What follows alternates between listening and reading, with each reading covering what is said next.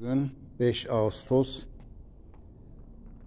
2021. Evden çıkar çıkmaz hemen sağda tuvalet, lavabo ve oturma yerimiz. Evet. Şurada oturuyoruz. Yağmur yok varken burada, yokken ileride oturuyoruz. Burası balıkların havuzu. Süs balıkları şuradan dolaşıyorlar altından. Yem yerken çıkıyorlar. Şurada da işte domates, salatalık ektik.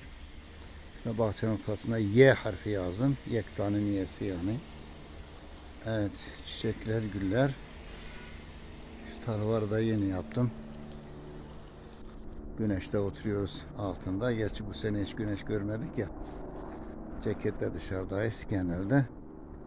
Şu karşıda şeydir.